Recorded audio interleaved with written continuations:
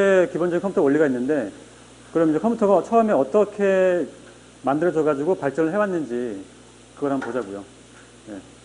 처음에 우리가 알고 있는 그런 주판 같은 거 있죠, 주판. 예, 그런 식으로 사람이 손으로 뭔가 옮겨가면서 하는 것도 있죠. 예. 톱니바퀴 같은 거 이용해가지고 단순하게 사칙 연산만 할 수 있는 그런 기계식 계산기가 처음에 나왔었어요. 1600년대. 여러분들 아시는 분들이죠? 파스칼, 뭐 라이프니치라는 이제 과학자, 수학자들이 이걸 만들었다고 하네요. 그렇게 하다가 이제 1800년대 들어와가지고 실제 이 사칙 연산뿐만 아니라 프로그래밍이 가능한 그런 계산기가 나왔어요. 프로그래밍 가능한 거. 그런데 이 프로그램을 어떻게 하느냐? 지금처럼 뭐 키보드로 입력하는 게 아니고요. 펀치 같은 거 있잖아요. 이런 카드에다가 구멍 뚫어가지고 그걸 넣으면 컴퓨터가 구멍의 위치를 인식해가지고 아 이게 뭐구나 인식하는 거예요. 이때는 그러면 자 내가 이제 열심히 프로그램 해가지고 구멍 뚫었어요. 딱 넣었어요. 그랬더니 이제 에러가 났어요. 그럼 어떻게 해야 돼요? 다시 버려야 되잖아요, 그렇죠? 다시 뚫어야겠죠? 성공 카드. 상당히 이때는 되게 불편했었죠.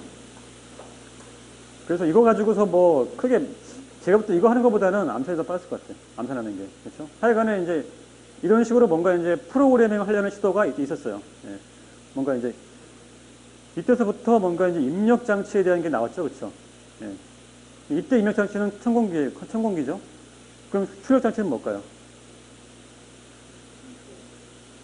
프린터라고 되어 있는데 이 프린터는 상당히 단순한 거겠죠.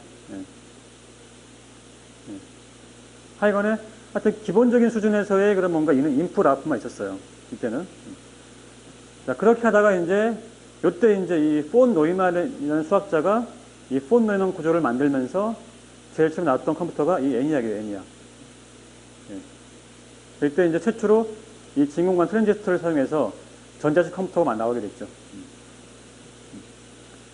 그래서 이때부터 실제 이제 내장형 메모리를 이용해서 내장형 명령을 저장해서 명령에서 메모리에서 명령을 읽어가지고 실행하는 거 이진수 기반으로 이런 게 이제 이때 만들어졌죠.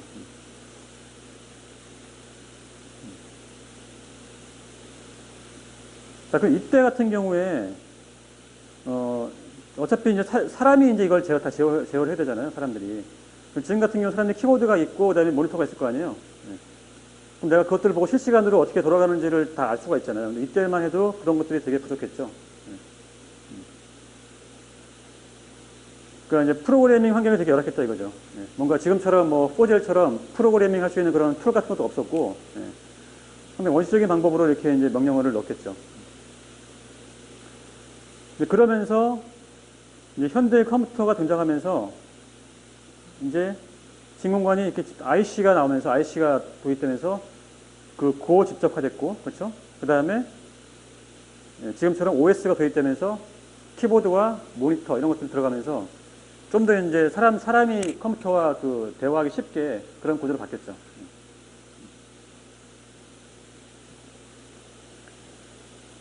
그 지금 이제 현대 컴퓨터의 원형이 요때 이제 나온 거고요. 그러면 이제 자 이렇게 됐는데 이제 그럼 딱 발전하는 추이를 봤을 때 어떤 식으로 바뀌고 있어요 지금?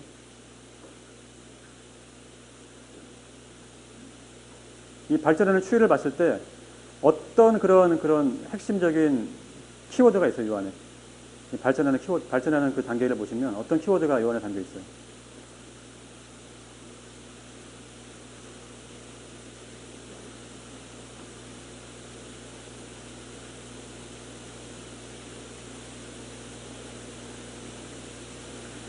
일단 이 핵심이 뭐냐면 사람과 컴퓨터가 어떻게 인터랙션을 효율적으로 할 것인가. 그게 핵심이에요.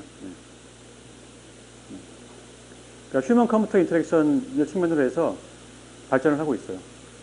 그게 어떤 의미냐면 옛날 같은 경우에는 내가 프로그래밍을 하기도 어려웠을 뿐더러 프로그램하다 에러가 나면 걔를 버렸어야 됐어요. 근데 지금은 내가 그 다양한 툴을 가지고서 키보드로 프로그램을 할 수도 있고 걔를 디버깅 할 수도 있고 실제 메모리가 얼마큼 차지하고 있는지도 볼 수 있고 OS에서 내가 컴퓨터의 상태를 볼 수가 있잖아요.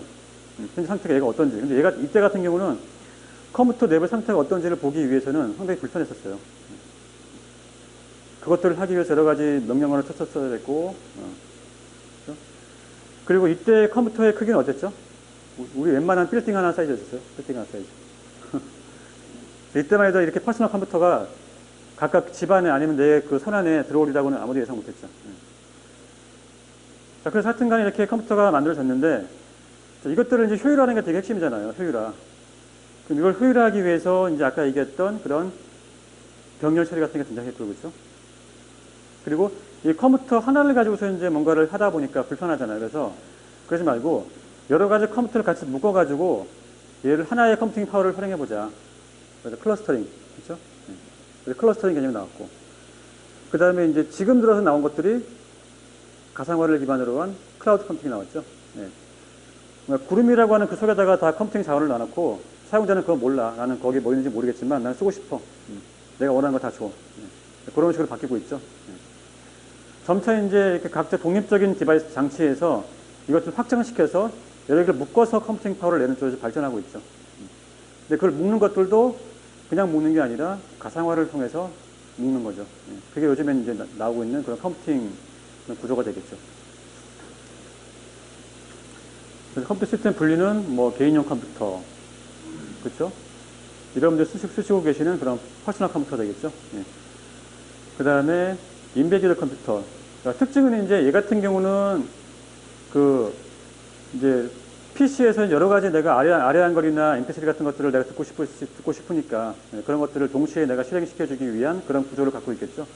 그래서 이제 그것들 하기 위해서 아까 얘기했던 시분할을 한다거나 아니면 이제 여러 가지 명령을 처리하는 장치들을 복수계를 둬가지고 그래서 처리하거나 하여튼 그런 식으로 개인용 컴퓨터가 만들어져 있고요. 인베이드 컴퓨터 핵심은 얘는 그렇죠. 원칩이죠, 원칩. 하나의 칩에 다 들어가 있는 거죠. 왜냐하면 얘는 인베이드 내장형 장치에 들어가야 되기 때문에 사이즈가 작아야 될 거 아니에요. 그래서 얘의 핵심은 원칩이다. 그 다음에 이 중형급 컴퓨터 같은 경우는 이제 여러 개의 복수 개의 프로세서를 어떻게 연결시켜가지고 컴퓨팅 파워를 낼 것인가. 그게 핵심이죠. 그래서 얘는 뭔가 이제 워드 프로세서나 그런 MP3 같은 게 아니라 어떻게 고속의 연산을 빨리 처리할 것인가 핵심이죠. 이 중형 컴퓨터 같은 경우는. 그래서 주로 이제 3D 동영상, 그다음에 CAD 같은 거 할 때 이걸 쓰겠죠. 메인 프레임은 이제 금융권에서 많이 쓰고 있죠. 금융권에서. 얘의 핵심 뭐냐면 대용량 I/O예요. 다중 I/O 처리. 그러니까 다중 사용자들이 그 딜레이 병목 없이 내가 원하는 서비스를 받기 위해서는 I/O 처리가 되게 핵심이에요. 왜 그럴까요? 실제로 I/O 처리하는 속도하고 그다음에 컴퓨터가 연산하는 속도를 비교했을 때 어떤 게 더 빠르겠어요? CPU가 더 빠르겠죠? 그래서 이 I/O를 얼마큼 빠르게 하느냐가 메인프레임 핵심이에요. 그래서 이 메인프레임은 이 고속 다중 I/O 채널을 사용해서 I/O를 병렬로 처리하고 있죠. 그 다음에 이제 슈퍼컴퓨터는 이런 것들을 다 뭉쳐가지고 이제 만들어 놓은 컴퓨터예요. 이것도 제일 많이 쓰이는 게 그 항공우주공학에서 그렇죠? 여러 가지 그 비행체 그 뭐죠? 우주선 궤도 분석하는 것들, 그렇죠? 아니면 DNA 염기서열 분석하는 것들, 그게 다 이 슈퍼컴퓨터가 들어가는 거죠. 인공지능 같은 것들. 여러분들 그 슈퍼컴퓨터 대표적인 거가 뭐죠? 아니 그 종류, 모델. 크레이 컴퓨터 아시죠? 크레이 컴퓨터. 그게 슈퍼컴퓨터잖아요. 크레이, CRAY. 하여간에 그런 것들이 있습니다.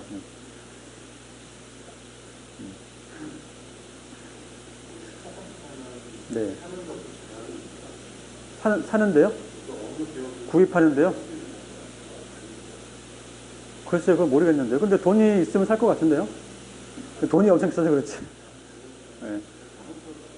아, 그래요? 그런 게 있다고 하면 혹시 찾아보세요. 저는 그런 건 못 들었거든요. 주로 이제 대규모 연구소 같은 경우나 기상청 같은 데서 쓰겠죠. 주로 이제 연구 목적으로. 네.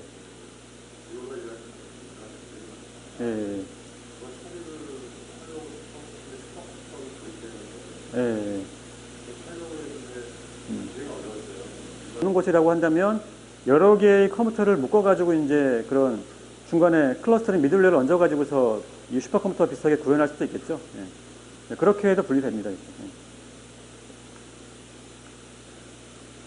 그 다음에 CPU의 구조와 기능. 자, 그 앞에는 이제 1장에서는 여러분들 컴퓨터의 구조를 배웠는데 그 중에서 가장 핵심인 CPU는 어떻게 만들어져 있는지 이제 그거를 2장에서 보실 거예요. 여기 앞에 있는 기본 구조는 다 아시겠죠, 이제? 연산 장치, 그 다음에 버스, 레지스터, 제어 장치. 아까 제가 처음에 얘기할 때는 레지스터 얘기 안 했죠. 버스도 얘기 안 했죠. 두 개만 얘기했잖아요. 근데 진짜 CPU 사이에는 CPU 내부에서 이제 각종 그런 정보들을 교환하기 위한 버스가 또 필요해요. 내부 버스가. 그리고 아까 제가 얘기할 때 성능을 높이기 위해서는 CPU에 멀리 떨어져 있는 놈들한테 많이 안 갈수록 좋다 그랬죠. 많이 안 가게 하려면 내부에 뭔가 그런 것들을 보관하기 위한 장치가 필요하겠죠. 내부에 그런 버퍼 메모리. 그게 레지스터예요. 다양한 종류의 레지스터가 있겠죠. 그걸 하면서 이제 이런 기본 구조화에서 어떻게 제어 유니트가 되고 명령을 어떻게 실행시키고 어떻게 이제 명령어들을 이렇게 병렬화 시키는 거 그런 것들을 쭉 배울 거예요. 자, 그러면 이제 CPU 정의는 뭐 당연히 뭐 아시는 것들이고, 자, 그럼 CPU의 기능이 뭘까? CPU의 기능. 그러니까 크게 어렵지 않죠. 일단 그 메모리에 있는 명령어를 꺼내오는 거겠죠. 꺼내와야겠죠. 꺼내오기만 하면 뭐예요? 그게 어떤 명령인지 내가 해독해야 될 거 아니에요. 해독. 그 다음에 명령 해독해봤더니 명령어가 어떤 거냐면 뭔가 데이터를 갖고 오라고 하는 거네. 그럼 데이터 갖고 와야겠죠. 데이터를 꺼내야 될 거 아니에요. 그럼 꺼내온 데이터를 가지고서 연산을 할 수도 있겠죠. 그럼 걔를 처리해야 되겠죠. 처리. 그럼 처리한 결과를 써야겠죠. 메모리다가. 그게 이제 데이터 쓰기예요. 크게 5가지 기능이 있어요. 자, 그러면 이 5가지 중에서 반드시 해야 될 거는 2가지밖에 없죠. 위에 2가지. 모든 명령이 다 데이터를 갖고 오는 건 아니잖아요. 그렇죠? 그래서 기본적으로 1, 2는 기본적으로 공통으로 하는 거고 나머지는 필요에 의해서 하는 겁니다. 그래서 하여간에 이제 이런 CPU의 기능이 있는데 CPU 내부에서 뭔가 연산하는 것보다는 이렇게 데이터를 꺼내오거나 그렇죠? 쓰는 과정에서 비효율적인 문제가 발생할 수 있겠죠. 이거를 효율하는 게 되게 중요하겠죠. 자, 다시 한번 이제 도식화해서 볼게요. 자, CPU가 이 네오박스가 CPU예요. CPU 내부에 ALU가 있어요. 그렇죠? Arithmetic Logic Unit가 있고 그 다음에 컨트롤 유니트가 있어요. 그 다음에 내부 레지스터가 있어요. 각각들이 이제 이런 버스를 통해서 정보를 교환하겠죠. 그러면 이 CPU 내부가 이렇게 되어 있고 이 CPU 내부와 바깥에 이제 여러 가지 I/O 장치나 메모리 같은 것들을 이렇게 주소 버스와 데이터 버스와 제어 버스 통해서 연결시켜 주겠죠.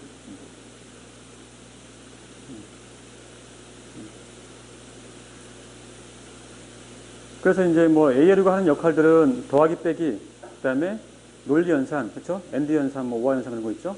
그 다음에 그 비트를 왼쪽 시프트하는 연산들 있죠. 그런 것들을 ALU가 하고 있고, 그 다음에 컨트롤 유닛 같은 경우는 이제 명령어를 뭔가 보내거나, 그렇죠? 그 다음에 하여튼 명령어를 뭔가 보내거나 명령어를 실행하거나 그런 것들을 함수를 얘가 발생시키는 게 이 컨트롤 유닛이에요. 뭔가 지시하는 건 얘가 다 하겠죠. 뭘 해와라 하고 지시는 얘가 다 하겠죠. 컨트롤 유닛가. 근데 크게 이제 얘 같은 경우를 2가지로 분류를 해요. 하드와이어드, 하드웨어 방식이냐, 아니면 마이크로 프로그램 방식이냐. 그러니까 컨트롤 방식을 뭔가 하드웨어 방식으로 하느냐, 소프트웨어 방식으로 하느냐 2가지예요. 그래서 이제 이것들 때문에 이 제어 장치의 유형에 따라서 컴퓨터를 또 부르는 게 틀려요. 리스크 컴퓨터냐, 시스크 컴퓨터냐. 리스크 CPU냐, 시스크 CPU냐. 이거 들어봤죠? 리스크 방식, 시스크 방식. 그래서 여러분들이 얘기 들었던 그 리스크나 시스크는 다른 게 아니라 이렇게 제어 장치의 타입을 보고 얘기하는 거예요. 자, 그러면 당연히 하드웨어 방식은 값이 비싸겠죠? 대신 빠를 것이고. 그 다음에 마이크로 프로그램 방식이면 단 소프트웨어 방식이니까 어떻게 했어요? 저렴하고 내가 하고 싶은 다양한 것들을 넣을 수 있겠죠, 여기다가. 하드웨어 방식은 아무래도 하드웨어의 한계가 있기 때문에 내가 모든 것들을 다 넣을 수가 없어요.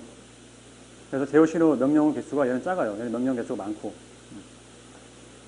그래서 이 RI, 리스크랑 시스크를 잘 뜯어보면은 얘는 뭐냐면 그 제한된 명령어를 갖고 있는 컴퓨터. 얘는 복잡한 명령 구조를 갖고 있는 컴퓨터. 그렇죠? 그 Restrict Instruction Set Computing. 그 다음에는 Complexed Instruction Set Computing이에요. 그러니까 이 하드와이어랑 마이크로 프로그램과 연관시키면 이 두 가지 용어는 이해되시죠? 그 다음에 레지스터 같은 경우는 아까 얘기했듯이 임시로 뭔가 값들을 저장하기 위한 장소다. 거기에 들어가는 이제 정보들은 많이 있을 것이고, 이렇게 다양한 레지스터가 있다. 여기서 여러분들이 들어본 것들이 있나요? 여기서? 레지스터 종류 중에서? 프로그램 카운터 혹시 안 들어봤어요? 들어보신 것 같죠? 프로그램 카운터. 우리 스택 이용해가지고. 네. 자, 그 다음에 뭐 메모리 어드레스 레지스터, 메모리 버퍼 레지스터 이런 것도 있습니다. 네. 네. 버스는 뭐 CPU 내부의 버스, 그 다음에 CPU 외부의 버스 이런 게 있을 것이고요. 네. 자, 그러면 여기 그 제어 장치 구현 방식에 따른 분류는 잠깐 쉬었다 갈게요. 네.